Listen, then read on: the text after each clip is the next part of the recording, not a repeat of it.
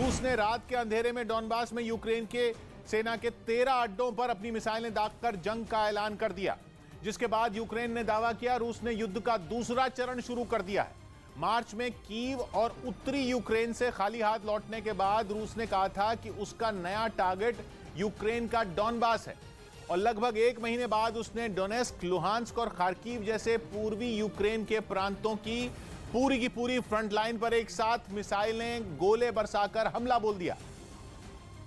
जिसके बाद डॉनबास से जो तस्वीरें सामने आई उनमें रूस की तोपें ऐसी गरजती दिखी मानो यूक्रेन का खून पीने के लिए तड़प रही हों। डॉनबास में युद्ध से पहले महज प्रैक्टिस करके ही रूस की तोपों ने डॉनबास में ऐसी दहशत फैला दी कि भयानक जंग का ट्रेलर देखने को मिल गया।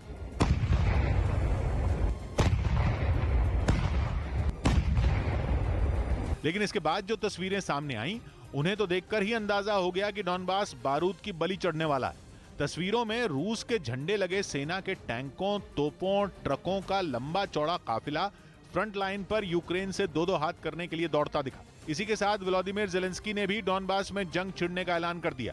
Що російські війська розпочали битву за Донбас, до якої давно готувалися. हालांकि यूक्रेन के राष्ट्रपति ने यह दावा भी किया कि डॉनबास में भी रूस को कीव की तरह मुंह की खानी पड़ेगी।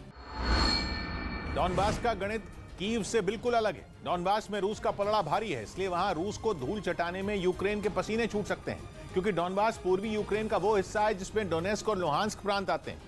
ये दोनों प्रांत रूस की सीमा से लगते हैं और तो और डोनेस्क और लुहांस्क में रहने वाले लोगों की बड़ी तादाद रूसी भाषा बोलती है। मतलब लोग हैं यूक्रेनी लेकिन बोलते हैं रूसी। वो खुद को यूक्रेन के बजाय रूस के करीब मानते हैं। इसलिए 2014 से डॉनबास में यूक्रेन से अलग होने के लिए विद्रोह छिड़ा हुआ। विद्रोही अपनी ही सरकार के खिलाफ हथियार उठाए हुए हैं और ये विद्रोही अकेले नहीं है, इनके सिर पर रूस का हाथ है। डॉनबास के काफी हिस्से पर रूस के समर्थन वाले इन अलगाववादियों ने कब्जा किया हुआ भी। मतलब कहने को तो डोनेस्क और लुहांस्क यूक्रेन का हिस्सा है, लेकिन वहां के एक बड़े इलाके पर रूस के समर्थन वाले अलगाववादियों का राज चलता है। मतलब सीधे सीधे कहें तो डॉनबास रूस के हाथों की ही कठपुतली है।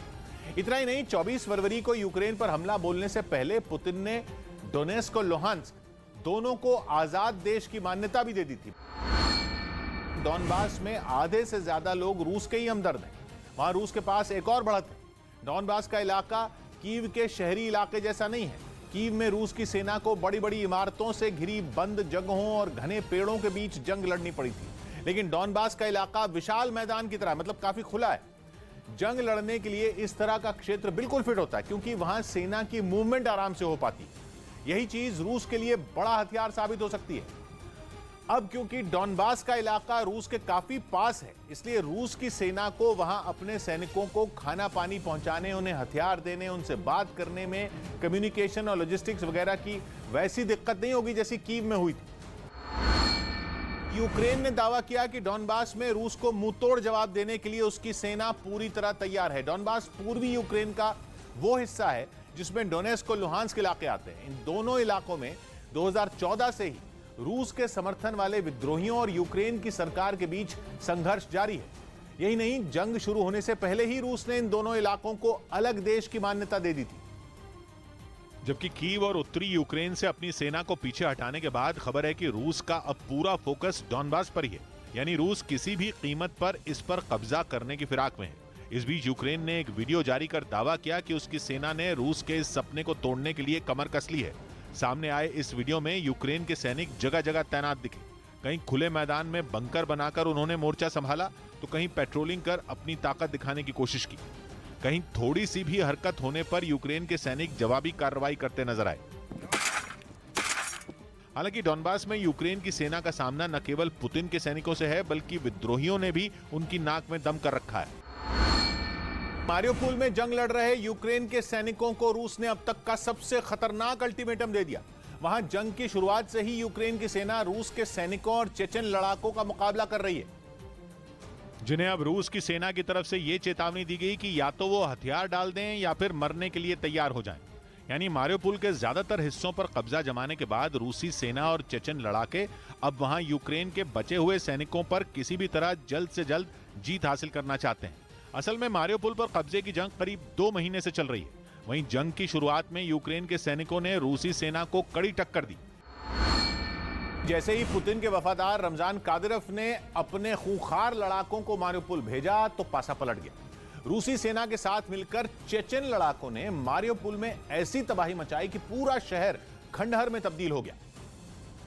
और वहां उन्होंने कभी टैंकों से गोले दागे तो कभी मिसाइलें बरसाकर बड़ी बड़ी इमारतों को धराशायी कर दिया। कादिरोव के लड़ाकों ने शहर में ऐसी दहशत फैलाई कि लाखों लोग डर कर शहर ही छोड़ गए। यूक्रेन के सैनिकों को मात देने के लिए चेचेन लड़ाकों ने शहर की गलियों को गोलियों से पाट दिया। और अब पुतिन की फौज ने अज़ोस्टल स्टील प्लांट में छिपे यूक्रेन के सैनिकों से साफ कह दिया कि अब जिंदा वो ही सैनिक बचेगा जो हथियार डाल देगा।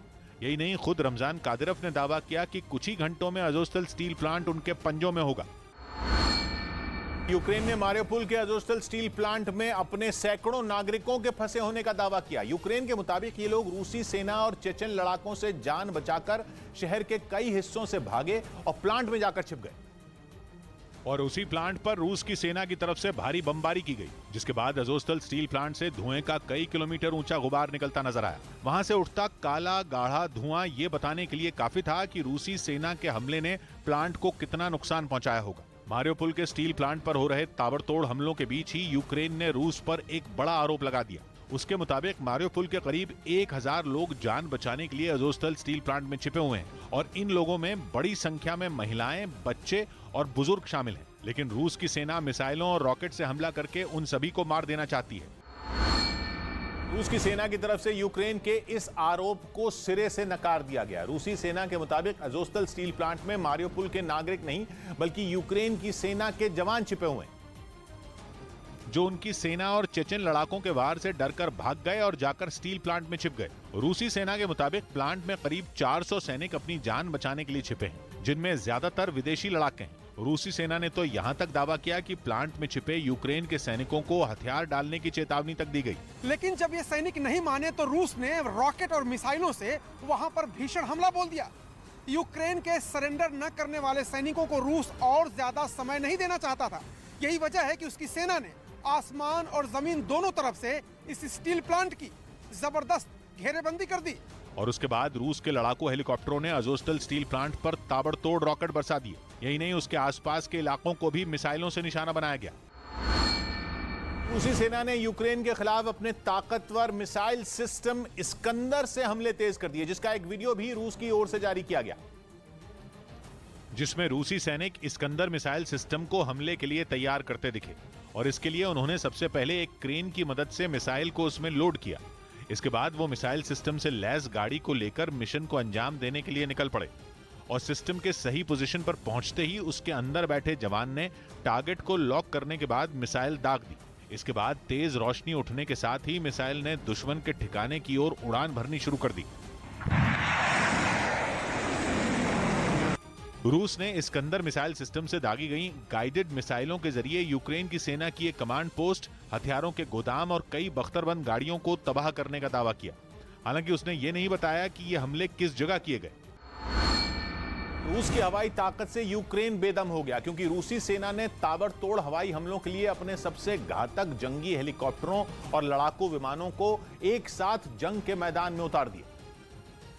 और इनके जरिए किए गए हमलों की तस्वीरें जारी कर रूस ने अपनी हवाई ताकत दिखाई। हालांकि ये हमले किस जगह किए गए वो उसने नहीं बताया, लेकिन हवाई हमलों का जो वीडियो जारी किया गया उसमें रूसी सेना के सबसे खतरनाक का-52 हेलीकॉप्टर एक एयरबेस से हमलों के लिए उड़ान भरने के लिए तैयारी करते दिखाई दिए, जिसके लिए पहले उनमें लोड हथियारों की जांच की गई।